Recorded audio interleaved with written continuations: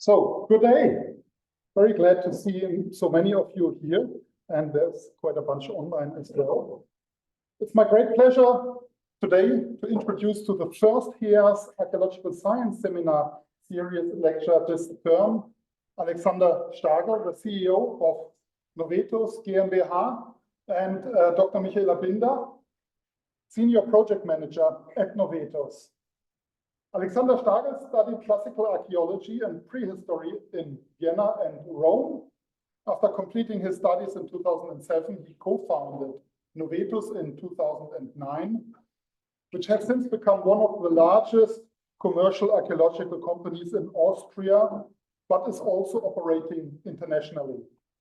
And under Alexander's leadership, Novetus has become a pioneer in the application of archaeological sciences in commercial archaeology.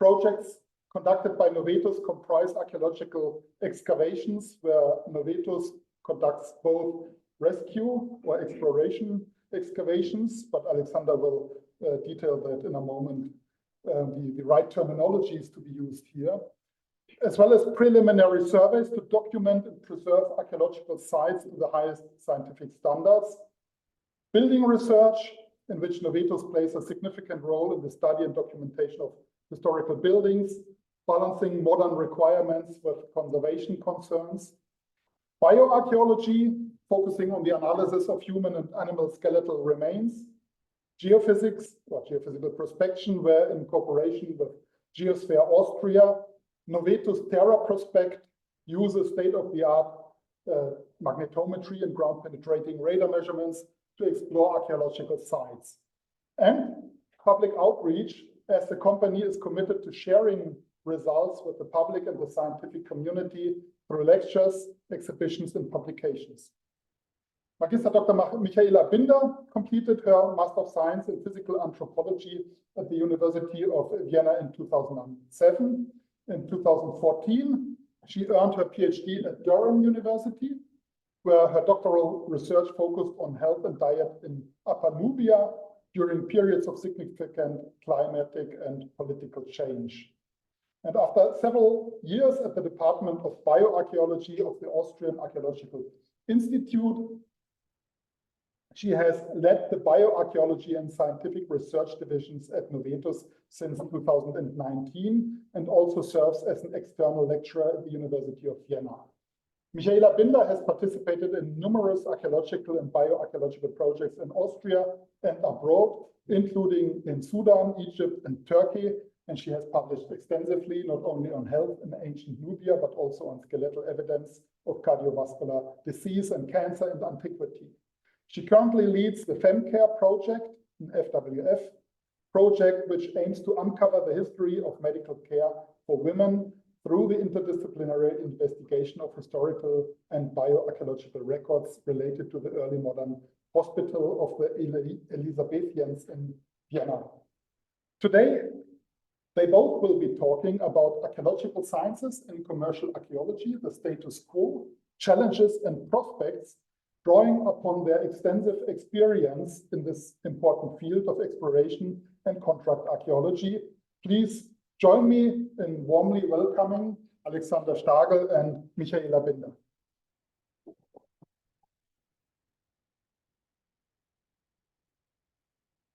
Thank you very much for the introduction, and thank you for coming today. In the next hour, I will give you some basic knowledge about how our work works, what are the frames in that we are bound to work, and where we can connect the commercial archaeology with science. And let me start the whole topic with going to the very beginning and basic. I'm sorry, it does not work. Can I get some technical support? I will go to the very fundamental question, because there is something that is, what is archaeology and what is commercial archaeology? Archaeology in general, and I know in this audience I don't have to explain that in detail, is a science that deals with the material legacy of mankind. This is one perspective. The other perspective is archaeology or archaeological evidence is also cultural heritage, and that is property of mankind. This is the perspective that we have to take. Why? I explain further on. And is there a difference? There are some differences, and they will be figured out. First of all, the handling of cultural heritage is subject to national, international, and European law. So this means cultural heritage has rules how it has to be treated in nearly every country of the world, definitely in Europe and in Austria. So one very big and important thing for us is the so-called monument protection law, in Austria, das Denkmalschutzgesetz. I'm sure you heard about that. It's refreshed and renewed since the 1st September of this year. So it's a brand new law that we have at the moment. And like every law, there is also an authority that is responsible to take care of this law. And in Austria, that's the Bundesdenkmalamt, the BDA, called the Federal Monument Office. So this is very important because they have to take care about the cultural heritage that we have. I won't explain now details of the law, but there are some paragraphs that's absolutely worth taking a look at them. I take the very first paragraph of the law that we have, the paragraph 1. Monuments within the meaning of this federal act are man-made, immovable and movable objects, including remains and traces of man-made work, as well as artificially constructed or shaped ground formations. So we have the link to archaeology already in the very basic paragraph that said what is a monument, what is cultural heritage. This is very important to know in the very strong paragraph. Second, for us, very important paragraph is the number 8, paragraph 8. This deals with a lot of sub-points and sub-paragraphs, what to do and how to treat accidental archaeological finds. And if you read that sentence, you see, if anything is found, immediately, and it's obligated to inform the Federal Monuments Office, the Bundesdenkmalamt. So you see, there's always, they have to be included in this whole process. Next, what is very important to know is who gets the permission to do an archaeological excavation. And it's not only an excavation, an archaeological research. This, to get a permission, everyone can ask for that, but you just get this permission when you have a master's degree in one of the archaeological disciplines that you can study on the university. Also very important to know, and we will come to this point a little bit later as well. So it's prohibited without the authorization of the Monuments Office. Next, paragraph 5.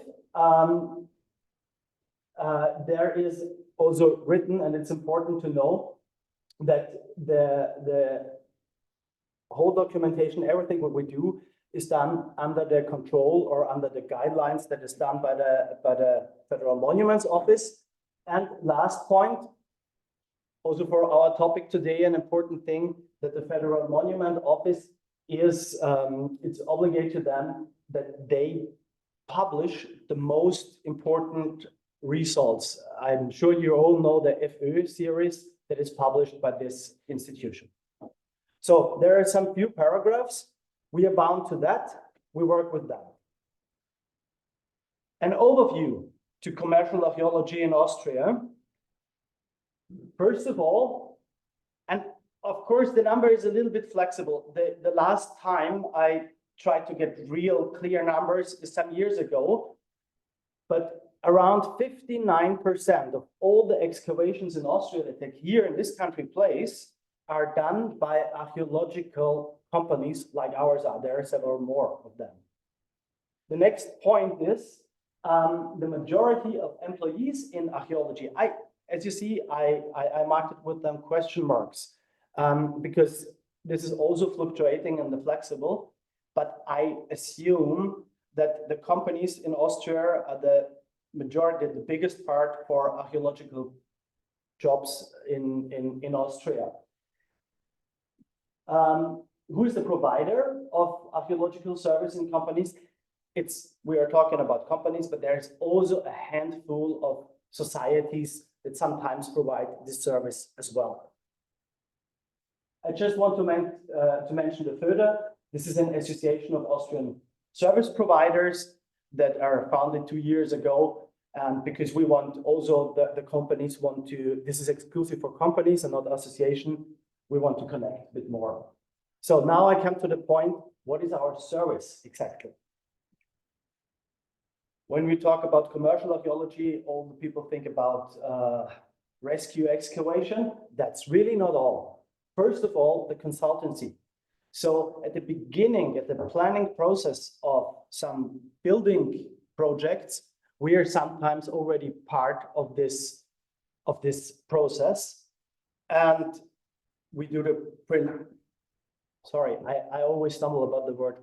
I say prospections in various ways, like geodata analyzing, also with caterpillar trenches, doing those prospects before even we talk about an excavation or something like that. A very, very important thing that we are doing is also the expert reports. Especially in Austria are often needed. It's hard to translate that because it's also a law phrase, Umweltverträglichkeitsverfahren. It's a law here that in very big infrastructural processes, there is an assessment process before, and there you need experts. And those experts are also done by some companies. We are one of them. Excavation and post-excavation work, okay, that's obvious. Coordination and communication with the authorities. As I said at the beginning, the authorities is a very big and main part in our everyday business, so the communication with them very, very important. And the public outreach, if it's possible, and if we have the possibility to do that. So just how does an commercial archaeological project develops? This is one big difference, I think, to science.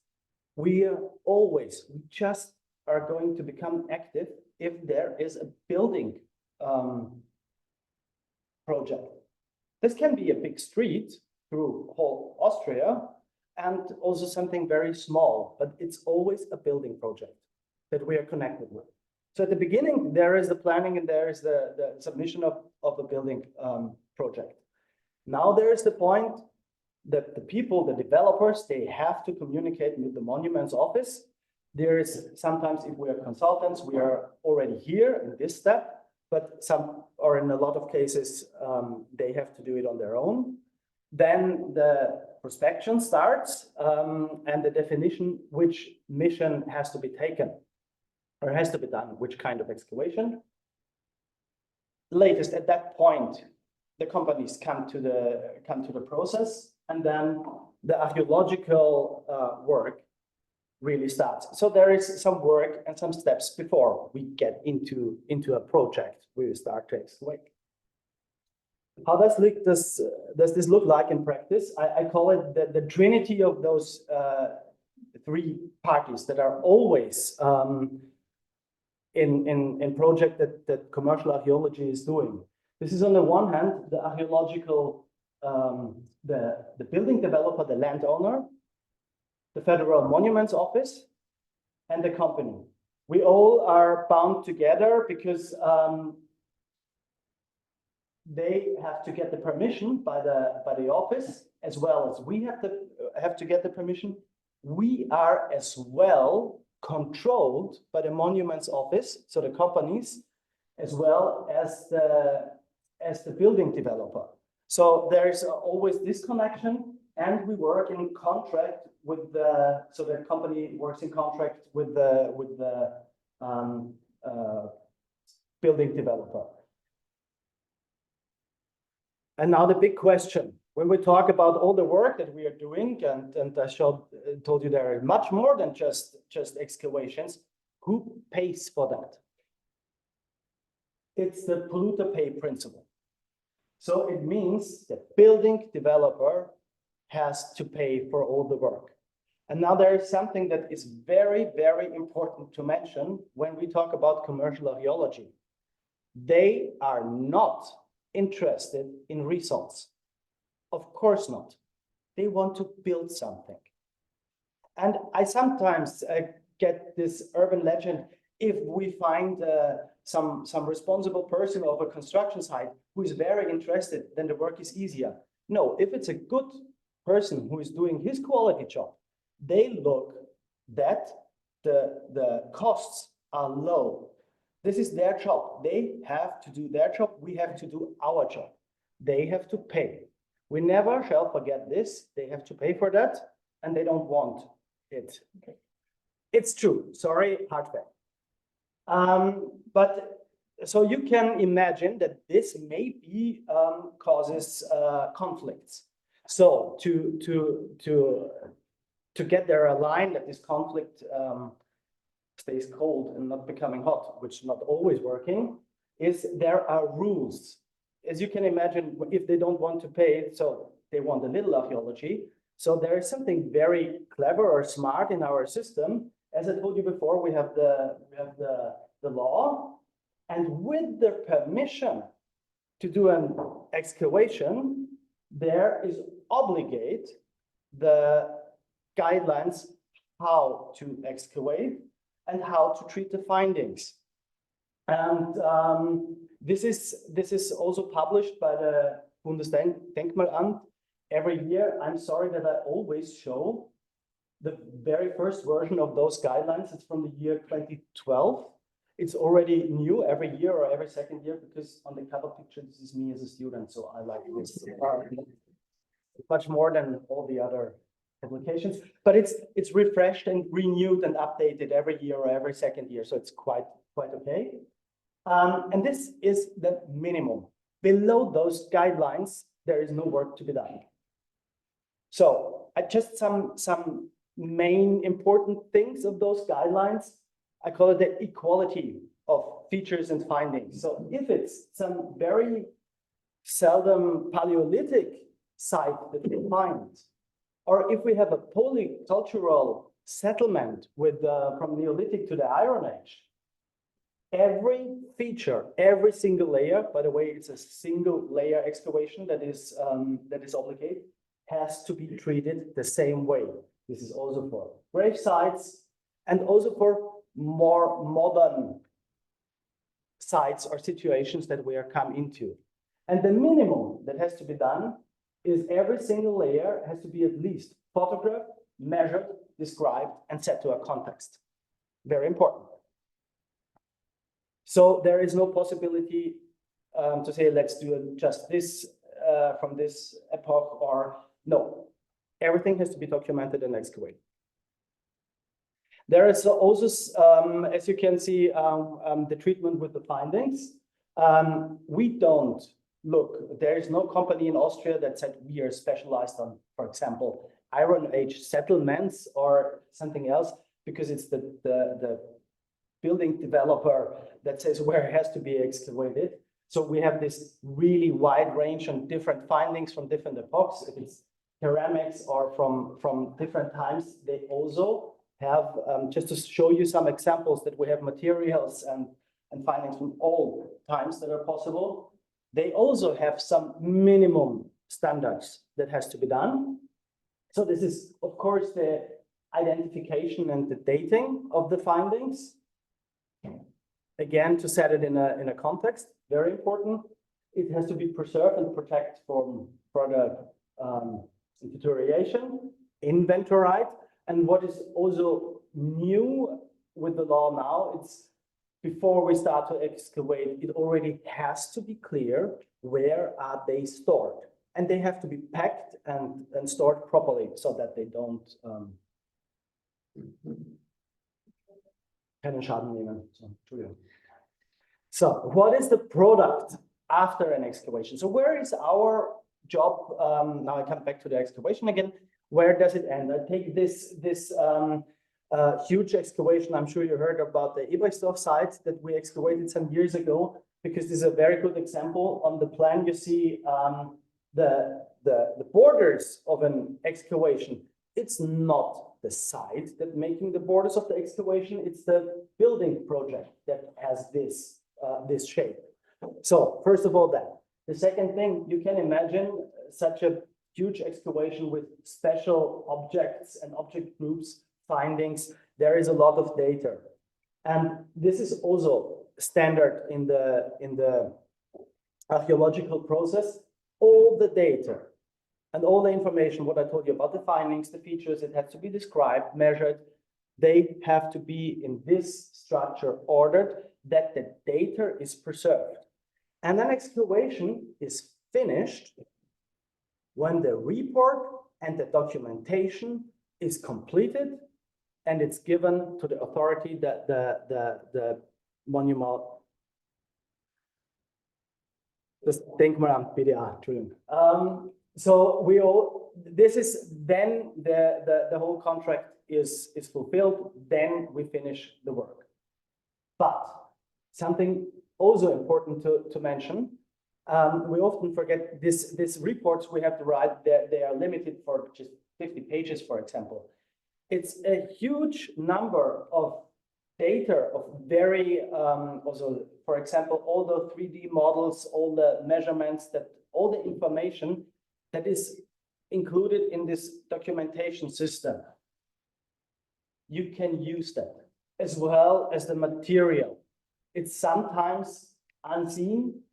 So just to give you some examples of the differences of what we produce, but this is part of the documentation of every single project.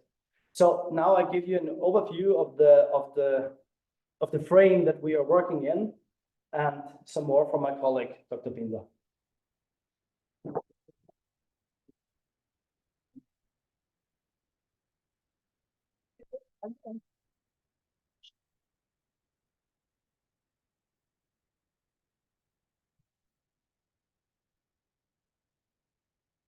Geht das? Ja, Test. Good. Yeah, also from me, thank you very much for inviting us to give this talk today. Alex has already introduced the general setting in which we're working. And in the next part of our talk, I'd like to take you on a quick tour through the application of archaeological sciences in commercial archaeology in practice. I'm going to showcase where it already works, how it works, and where there's room for improvement. Let's start with geophysics, as this is the field that is least controversial. Over the past years, geophysical prospection has become a firmly embedded element of pre-construction archaeology. It is often requested by the BDR as a first step in assessing the archaeological contamination of a site, particularly in contexts involving larger areas. Because equipment is relatively expensive and requires specialist knowledge, handling, storage, and so on, there are not that many providers of commercial geophysical prospection for archaeological sites. There is only one company that carries out geophysics in-house, that is the company ADIC in St. Pölten. While at Novetus, we have been cooperating with the colleagues at Geosphere Austria, operating under the trademark Terra Prospect since 2020. The projects are coordinated through us, with Geosphere carrying out the measurements on site. Data interpretation and reporting is then again done by our own specialists at Novetus. This is a service that's relatively popular with clients, and this year we've already carried out about 10 prospections in Austria, but also in Luxembourg, where we are also running quite a number of projects at the moment. So far so good. Geophysics, that's relatively unproblematic. Let's move on to physical anthropology. Skeletal human remains from burial sites are a relatively frequent occurrence in commercial archaeology, and therefore its excavation within the framework of the contract is also relatively uncontroversial. Of course, they need to be excavated. But what happens afterwards? As Alex has already mentioned in his introduction, our work, that means what we can sell the client, is strongly linked to the guidelines set by the Bundesdenkmalamt. So with regards to physical anthropology, let's have a look at what the guidelines actually say. So yeah, this is, I've copied it from the guidelines, also with a translation. There's always a compulsory element, and for physical anthropology, the compulsory element first says that every excavation of a burial site needs to be accompanied by specialists trained in physical anthropology. That doesn't always mean with a degree, but at least with the training, with experience in physical anthropology. In intact burials, and this is important, especially when we come to the comparison to Archaeobotany, Archaeozoology afterwards, the guidelines specifically say that intact burials have to be evaluated for basic osteological data, including biological sex, age, and pathologies. So this is something that's a requirement by the guidelines. If you have commingled contexts and MNI, the minimum number of individuals is required and notable pathologies described. In ossuaries, the minimum requirement are again an MNI, as well as a description of major pathological changes and an estimate of the overall amount of the amount of bones. In cremations, the weight and degree of burning needs to be established. And then there's some cutoff numbers in subadult individuals with more than 300 grams and in adults over 700 grams of cremated remains. Sex, age, and if possible, pathologies need to be established as well. So at least a basic amount of scientific analysis of data estimation needs to be done for human remains in all its varieties. And also importantly, the anthropological analysis has to be carried out by personnel with an educational background in anthropology, anatomy, or osteology. Consequently, the larger units, the larger commercial units in Austria all have their in-house anthropologists.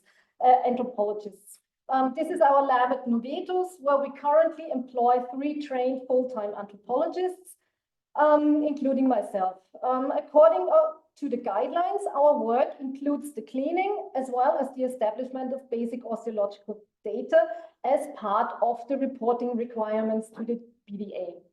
Further research, tapping the full potential of all these human remains beyond the basic to inform our knowledge about the past is only rarely done because, again, it is not paid for by the client. In the following, I'd like to show you 2 examples how it can work nevertheless. The first one, the Hospital of the Elizabethans in Vienna, which we excavated in 2018 and 2019. The hospital is situated at the basis of Landstraße Hauptstraße and is still running as a hospital today. It was founded in 1709 by nuns of the Catholic Order of the Elizabethans, an order that dedicated themselves to the care of sick women.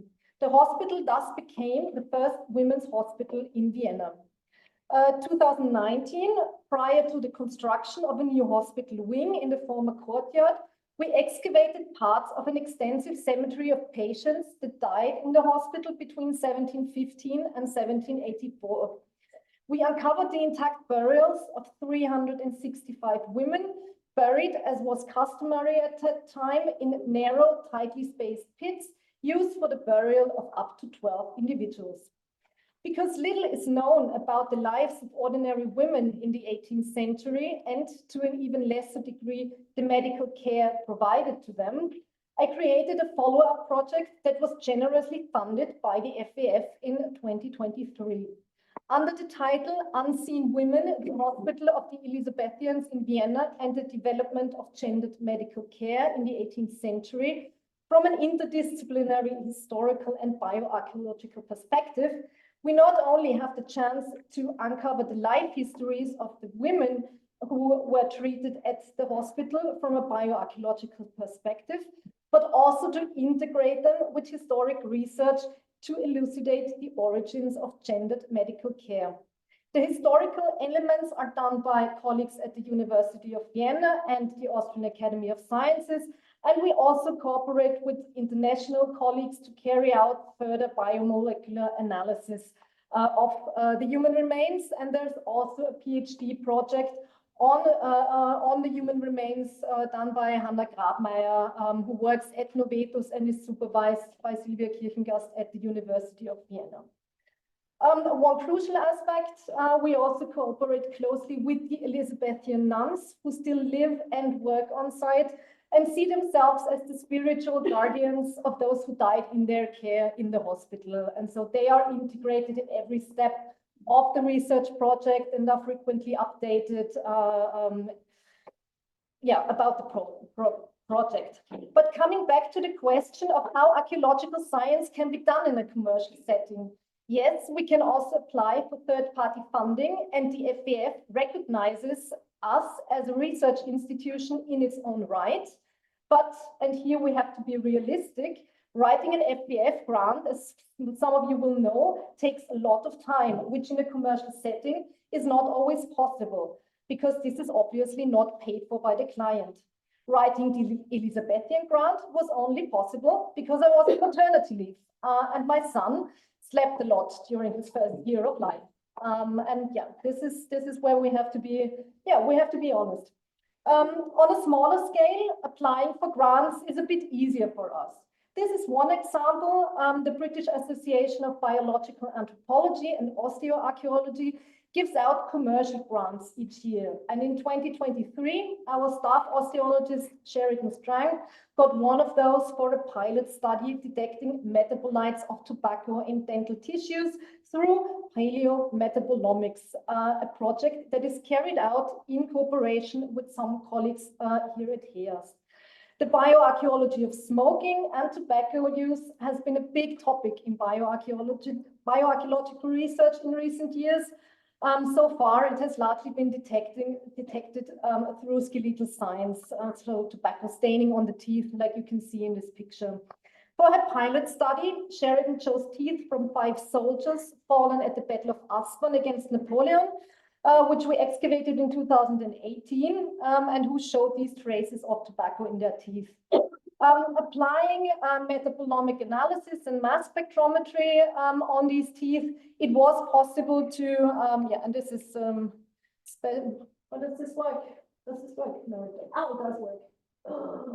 So yeah, here you can see one tooth where she actually, one archaeological tooth where she was actually able to detect cotinine, which is a byproduct, a metabolite of tobacco. And so the results, it is a pilot study, it is a small pilot study, but these results are cautiously promising, and we hope that Sheridan will be able to find additional sources of funding to continue the work that could potentially have a huge impact on our understanding of tobacco use in the past. Let's move on to archaeozoology. When excavating settlement contexts, but also in certain funerary rites, animal remains comprise a big part of the archaeological record, as you all know. Every year, we produce dozens, if not hundreds, of boxes of animal bones, ranging from residues of consumption to articulated burials of animals, such as this one of a horse that died at the Battle of Aspern in 1809. Let's have a look again about what the guidelines say about dealing with animal bones. So unlike what we've seen with the human remains, there is no actual obligation to provide even, so the unlike what we saw with the human remains, we can have a supervision now carried out by specialists with zoological training or practical experience. And then the compulsory elements, this part, only talks about the cleaning of the animal bones. So with the human remains, we had an obligation to actually analyze them. But here it says, as otherwise stated by the supporting archaeozoologists, the remains need to be cleaned using water and soft brushes. And then it goes on to talk about remains from specialized contexts, but again, no obligation to actually provide even basic archaeological reporting. So there's something about sieving them, but again, we don't have to do anything further. As a consequence, a scientific analysis of animal bones is almost never done in a commercial setting, and with the exception of Stadtarchäologie Wien, none of the units regularly employs an archaeozoologist. Going through our archives, I found two notable exceptions, which are also quite representative of how archaeological science can happen in a commercial context. The example one, the horse burials from the battlefield of Wagram. In some cases, such as this, animal bones appear not only as a product of waste, but as individual objects in their own right, such as in this context from the Napoleonic battle sites, where numerous horses fell alongside the soldiers. Similar to thousands of soldiers, the horses were buried on the battlefield, close to where they fell, sometimes alone and sometimes together with humans, such as in this example. Facilitated by the fact that until 2022, we had an archaeozoologist working for Novitus, it was possible to do a basic analysis of the horse burials within the framework of the report and the publication that was afterwards funded by ASFINAG, the Austrian Highways Authority, which was responsible for the project. Not only do they tell the stories of how the horses died during the battle, but also about general aspects of horse husbandry within the French and Austrian armies of the early 19th century. But yeah, again, this is something that quite unusual, both in terms of context, but also in terms of further work with the bones. The second example I'd like to present is another option, how our finds are often sometimes integrated into scientific work, and that is because they happen to fit into someone else's research project. Karl Kunz from WIAS has held a long interest in studying the use of turtles as a food source in Austria. Autochthonous freshwater turtles appear in the archaeological record already as early as the Neolithic, but the evidence remains sporadic until the post-medieval period, when they become a popular source of meat in urban and particularly in monastic contexts, because they were also allowed during fasting. Our excavation of the hospital of the Elizabethans, which I already mentioned, brought about a multitude of remains of fresh water, as well as Greek tortoise, but also brick-like basins filled with turtle bones, who were likely used for keeping the animals. These remains were integrated into Karl's research project and allow insights into monastic subsistence and consumption practices, but also rearing practices of turtles in post-medieval Austria.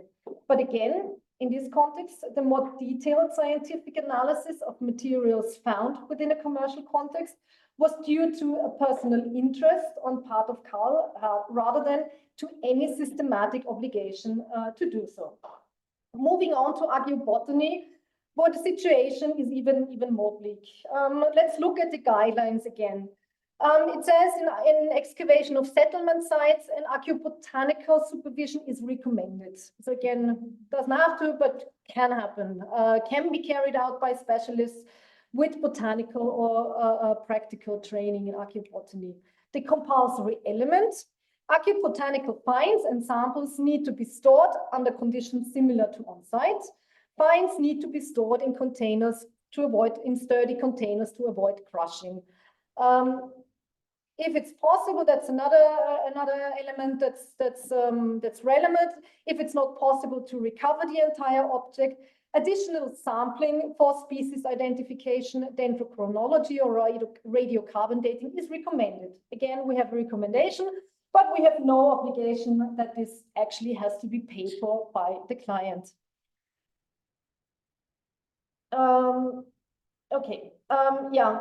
Also, when it comes to sampling, there is not even an obligation to really sample contexts potentially relevant for archaeobotany, such as storage pits or ovens, but we often sample them prophylactically because you never know if there might not arise an opportunity for further research. Nevertheless, the field of archaeobotany and microarchaeology saw one of the most notable and groundbreaking research projects in recent years, the project Lost or Found Microarchaeology in Rescue Excavations.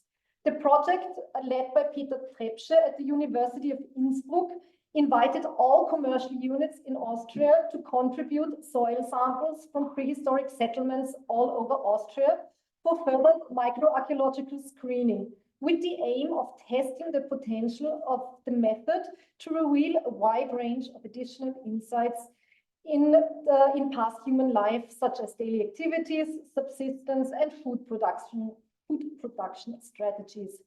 Sampling buckets, like the ones you can see here on the slide at our excavation at Großnugel in Lower Austria, were provided by the project, as well as specific guidance on sampling processes and transportation to the lab in Innsbruck.